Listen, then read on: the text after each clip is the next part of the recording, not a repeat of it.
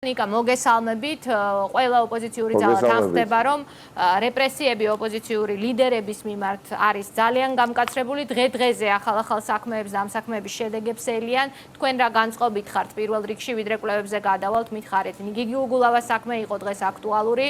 თქვენი საქმე ბოლო რამდენიმე თვის განმავლობაში აქტუალურია. ციხეებს ელით, ანუ ლიდერებს ციხეში. ფიქრობთ, რომ ამ სცენარზე წავა ივანიშვილი? მოგესალმებით, იცით, რეპრესიებთან დაკავშირებით ისეთ თქვა შემიძლია, ყველა ოპოზიციური პარტიის წარმომადგენლისთვის თუ ლიდერისთვის მით უმეტეს იანა ნასავით ჩაგვესვის მსგავსი ტერმინების, მსგავსი ფრაზების, სიტყვები ხარ რეპრესიების უკან რა იმალება ბიზინა ივანიშვილის შიში უბრალოდ და გგონია რომ ოთხკედელში რომელიმე პოლიტიკურ ოპონენტს ან ოპონენტებს თუ ამოაყოფიებს თავს, ამით ქვეყანაში ვითარება მათ და ოცნების სასიკეთოდ შეიცვლება და გაფერადდება ასეთასობით ქართველი ადამიანისთვის ცხოვრება და ეკონომიკური სიძულვილეს დააძლევენ და ბედნიერები იქნებიან. არა, რა თქმა უნდა, ეს ის ეტაპია, სადაც რაც უნდა მოიმოქმედოს ბიზინა ივანიშვილმა და მისმა ხელისუფლებამ, ხო, ყველაფერი იქნება მისივე წინააღმდეგ გამოყენებული და საზოგადოების მხარდაჭერა კიდევ უფრო გაიზრდება. ამაში მართლაც დარწმუნებული ვარ, არა იმიტომ რომ ვიღაცას ვაგულიანებან მინდა რომ ჩემი თავი გავამხნევო. კიდევ უფრო გაიზრდება საზოგადოების მხარდაჭერა ოპოზიციის მიმართ, იმიტომ რომ საზოგადოება რას ხედავს? საზოგადოება ხედავს, რომ ყავს ხელისუფლება, რომელსაც არათუ არ შეუძლია, არამედ არც კი ანაღლებს ქვეყანაში ეკონომიკური ზრდა, არც კი ფიქრობს, როგორ დაძლიოს სოციალური ეკონომიკური კრიზისი. საუბარი აღარ არის აქ ამ წუთას პოლიტიკურ კრიზისზე. არ ფიქრობს და როდის უნდა იფიქროს 24 საათის განმავლობაში მხოლოდ და მხოლოდ დროს უთმობენ პროკურატურას და სახელმწიფო უსაფრთხოების სამსახურის ბერკეტების ამბავი. აი, რატომ ნიკა თქვენი აზრით, აი ჩვენ დღეს კვლევები გამოვაქვეყნეთ იფსოსის მორიგის შედეგები, რა სიტყვით აი ამ კვლევის შედეგებზე თქვენ 17% აქვს ნაციონალურ მოძრაობას და ჯამში ოპოზიციას ორჯერ მეტი აქვს, ხვალ რომ არჩევნები იყოს საქართველოს ნებაზე. ყველაზე მნიშვნელოვანი, რა თქმა უნდა, მე გავამახვილებდი ყურადღებას იმ მაჩვენებლებზე, რომელიც ჩვენ გვარწმუნებს, რომ დაუოკებელი სურვილია საზოგადოებაში მთავრობის ცვლილებისა, ხო? 62% კი ბატონო. 62% სურს მთავრობა შეიცვალოს და 28 დიახ და თუ კი გავითვალისწინებთ კიდევ სპეციფიკას, მოდით გულახდილები ვიყოთ და ვიცით რომ სატელეფონო გამოკითხვა, რაც რა თქმა უნდა არ აკნინებს სიზუსტეს ამ კვლევისა, უბრალოდ მოქალაქეს, როდესაც მკვლევარი ტელეფონით უკავშირდება, ის მეტად უფრო ფრთხილი არის, ვიდრე ერთ-ერთზე საუბრისას. მაღალი ალბათობით ეს მაჩვენებელი კიდევ უფრო უარესი იქნებოდა ხელისუფლების თვის და ასევე თუ ვაცდები 29% თუ 30% არის, ვინც არასახელებს, ანუ 29% უარი აქვს პასუხზე, ან არასახელებს საერთოდ. დიახ. აი თქვენი აზრით, სად მიდის ეს 29%? აი ვიტყვით თუ შეიძლება და ყოველთვის ტრადიციულად დიდი ხედვითი წელი მიდის ოპოზიციისკენ. ვინაიდან როდესაც ხელისუფლება 8 წლის განმავლობაში მართვის სადავეებთან თუ მომწონს ხელისუფლება, მე თამამად ვიძახი რომ მომწონს ხელისუფლება და თუ არ მომწონს ხელისუფლება, მაგრამ ყავს საჯარო მოხელე ოჯახის წევრი ან ნათესავი, შეიძლება არაუშუალოდ იმასთან ცხოვრები, მაგრამ ნუ რაღაცა მაგ დასაკარგი და არ მინდა შევიდე ღია კონფლიქტში არსებულ ხელისუფლებას და თავს ვიკავებ, ეს ასე იყო სამწუხაროდ ყოველთვის ყველა ხელისუფლება. აი თქვენ რომ ივანიშვილი იყო და იღებდა ასეთ შედეგებს, ნიკა, აი ეს კვლევები რას ეუბნება მას? ეს არის მისი ნაბიჯების განსაზღვრელი თქვენი აზრით?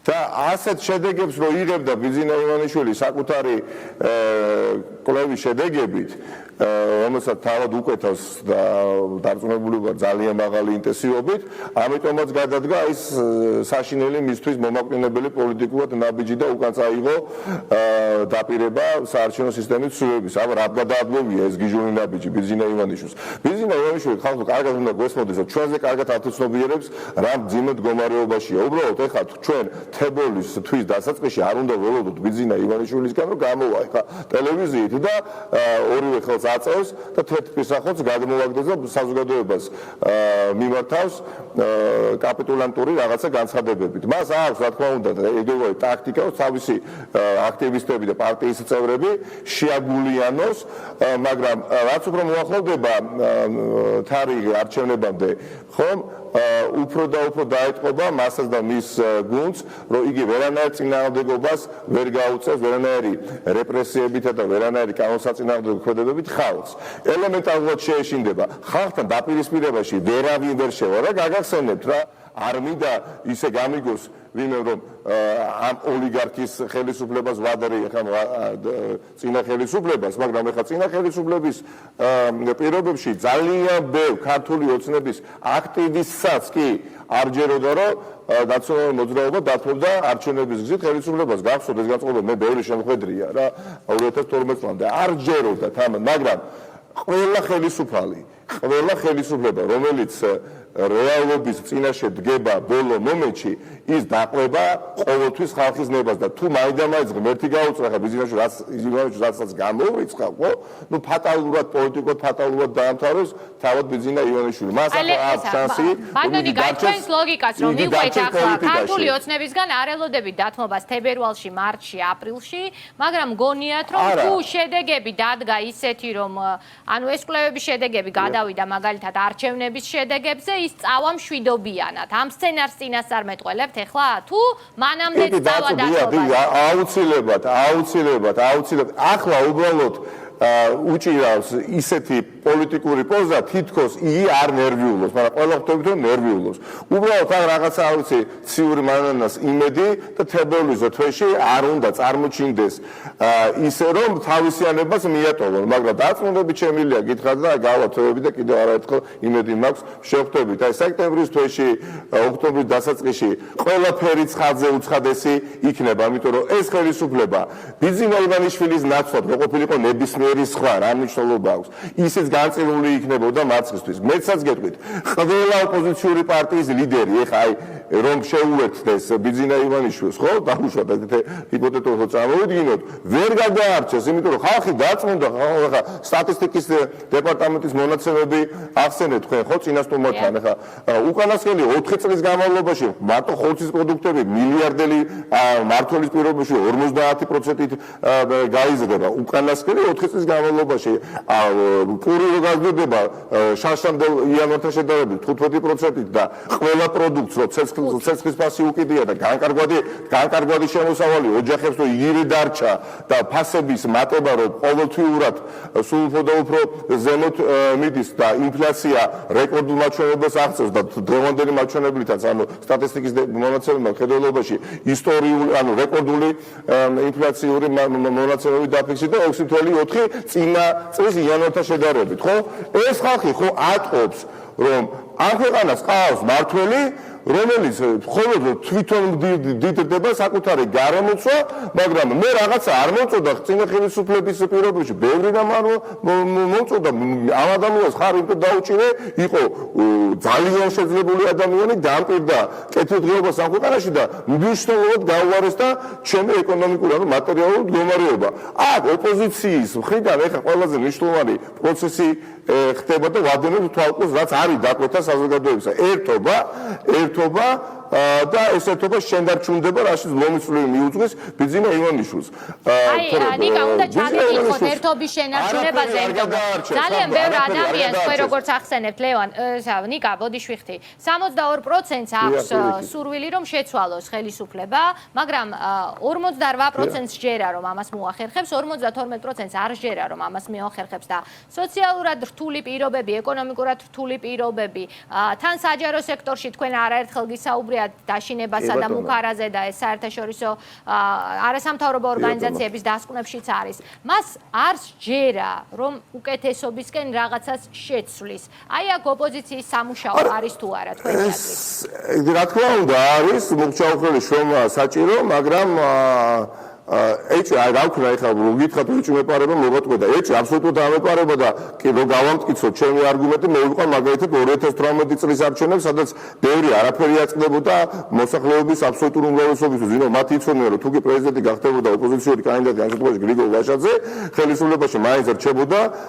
ქართული ოცნება ხო ანუ ის არის გადამწყვეტი არჩევნები თქვენ ამას არ იყო ანუ გადამწყვეტი მომენტი როდესაც ამორჩეველი ამ ტიპის სადაც ყიფია დემოკრატია ჯერჯერობით და ადმინისტრაციული რესურსი უფრთხის ხელისუფლებას ხო გამდები რა თქმა უნდა სამსახური რომელიც უნდა აღნიშნო და ეხლა სხვა ვითარება იქნება 2012-ში იყო შეცვლის შანსი ხელისუფლების და შეიცვალა მას შემდეგ ერთხელ იყო გენერალური შანსი ხელისუფლების შეცვლის ეს იყო 16-ში და ჯერ კიდევ ადრე იყო და ბევრს კიდევ ჰქონდა წმენა ხელისუფლების მიმართ და ეხლა 2020 უკანასკნელი აი ამ 8 წლის განმავლობაში ხო 10,000 საჯარო მოხელით მეტი არის ქართული ოცნების ბიუროკრატიაში. ნაციონალურ მოძრაობის დროს იყო 102,000 საჯარო მოხელე შტატით.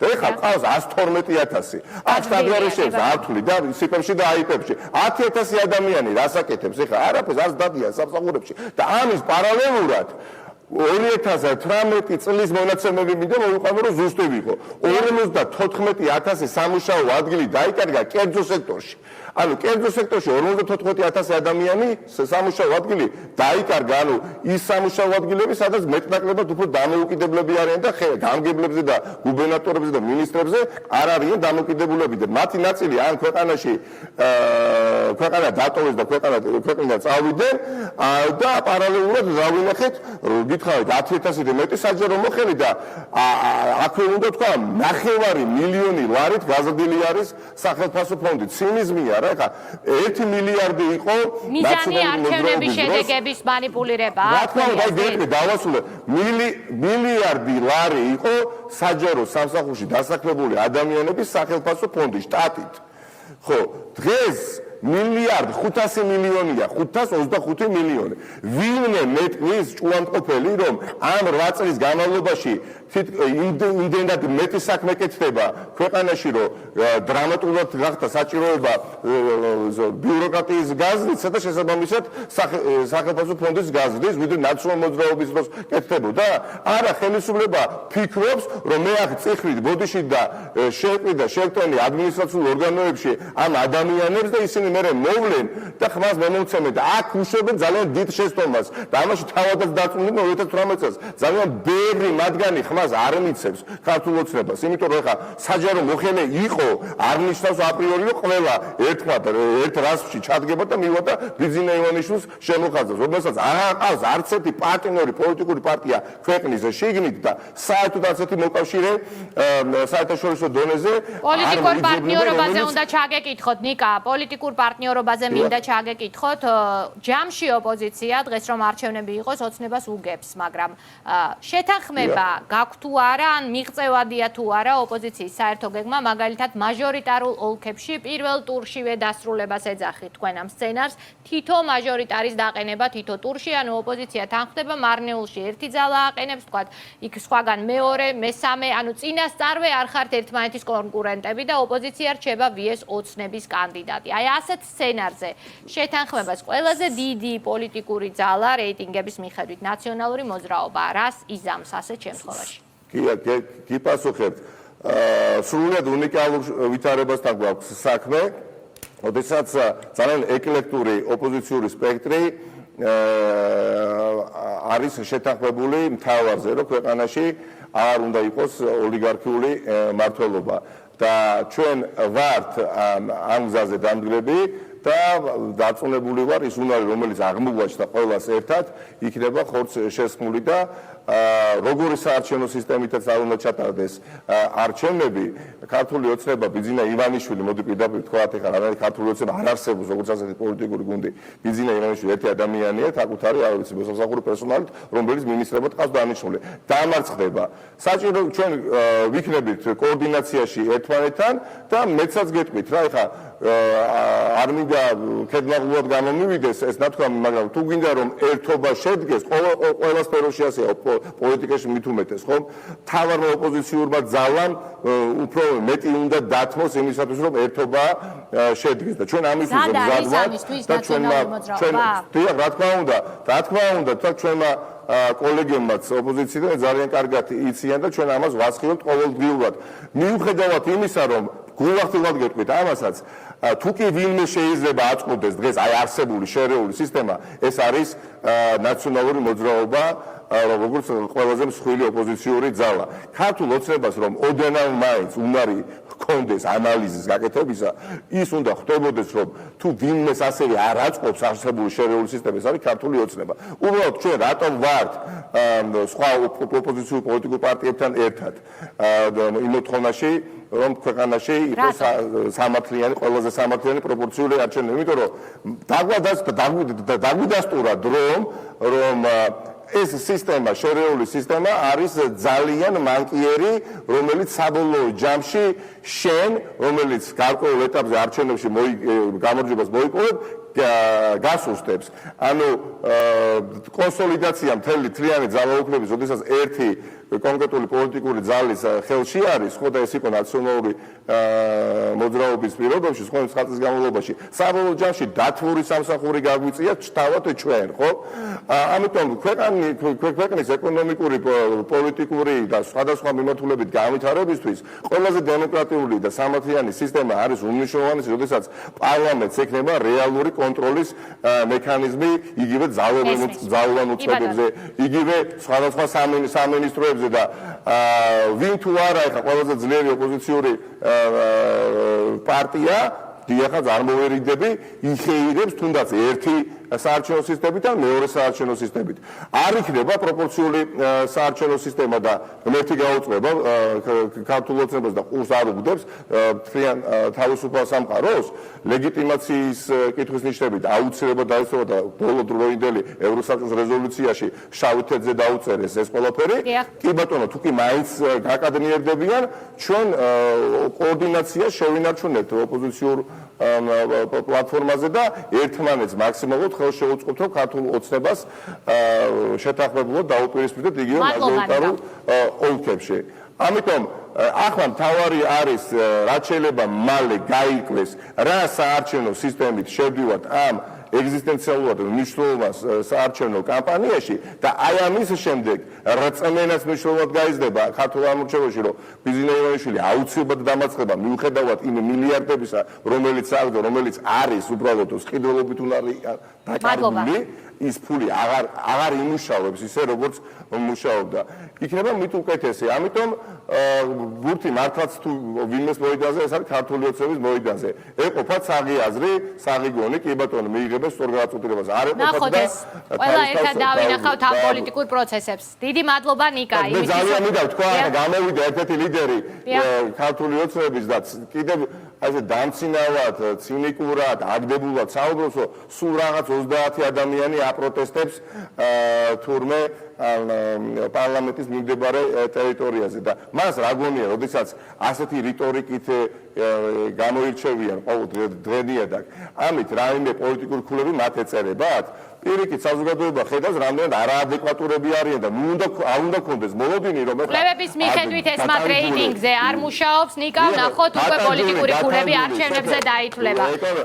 გასაგებია. საბადებაზე მზრუნავ ხალხი, რომელიც შვილს ვერ ყვებავს, ეხლა არ უნდა მოვთხოვოთ და არ უნდა ქონდეს მოლოდინი და ყოველდღიურად გაიმართება 10,000. დიდი მადლობა. თქვენი აზრით ეს პირდაპირ პროპორციული არ არის იმ შედეგების, რაც აისახება არჩევნებზე. მადლობა. სწორ, აი ერთ ფრაზას ვიტყვი, სწორ მომენტში, საჭიროების შემთხვევაში იმდენი ადამიანი იქნება რუსთაველის გაზრდაზე, რამდენი დადგება. პოლიტიკის კეთების სპეციფიკა შეიცვალა რა. არ უნდა გქონდეს ჩვენ მოლოდინი, რომ მუდმივად ეხა რუსთაველის გაზრდაზე იდგება 20, 30 და 40,000 ადამიანი. ხალხს ელემენტარულად გადაწყვეტილება, შვილი და დედა არ მოუგდეს შიმშილი. თავისი პოზიციით. დიდი მადლობა ნიკა, რომ იყავით ჩვენი სტუმარი.